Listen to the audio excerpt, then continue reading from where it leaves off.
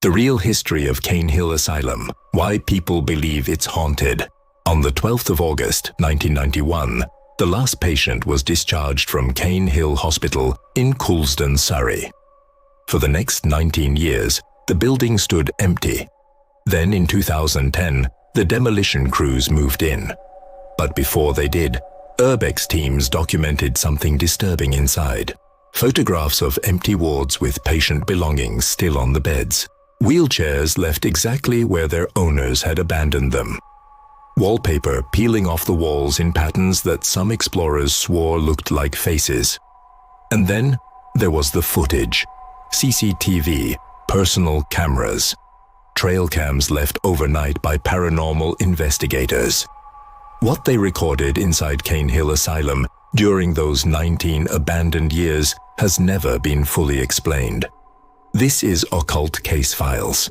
Cane Hill Hospital opened in 1883 as the 3rd Surrey County Lunatic Asylum.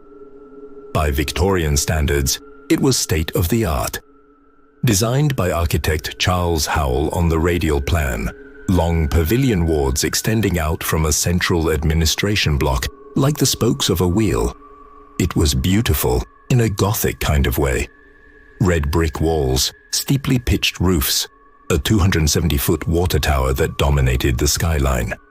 At its peak in the 1950s, Cane Hill housed 2,500 patients. It was effectively a self-contained town for the forgotten. But the architecture also made it something else. In Victorian asylums, treatment often meant restraint, isolation, and hydrotherapy. Records from the first 50 years show a patient mortality rate of nearly 30% within the first year. That number is not a typo. Cane Hill's most famous patient was Hannah Chaplin, mother of Charlie Chaplin. She was admitted in 1898, suffering from severe mental illness. Charlie, then 9 years old, would visit her there. He later wrote that the visits left him with permanent psychological scars. In 1969, Terry Burns, the half-brother of David Bowie, was admitted. He spent the majority of the next 16 years inside Cane Hill's walls. David Bowie visited him often. The visits inspired multiple Bowie songs like All the Madmen and Aladdin Sane, a phonetic play on A Lad Insane. In 1985, Terry Burns walked out of Cane Hill and stepped in front of an oncoming train at Coulsdon Station. Bowie was devastated. These are documented stories, but there are other stories. Stories that only surface when the building is empty. The urban exploration community discovered it in the early 2000s. They broke through perimeter fencing on a near-weekly basis. Explorers found that Cane Hill had been abandoned in a hurry. Patient files and medical records were scattered across the floor. They reported cold spots, footsteps in empty corridors, and the sound of crying coming from rooms that were locked from the outside.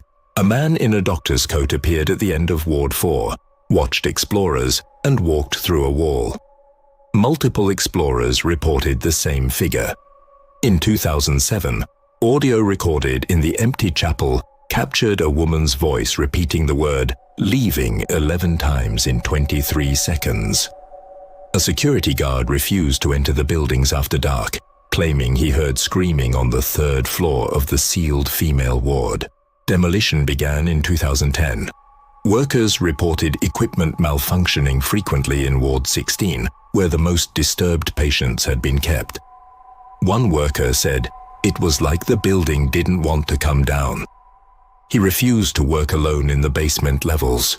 The water tower was the last to fall in 2011. Residents reported a long, low groan from the site as it collapsed. Cane Hill is gone.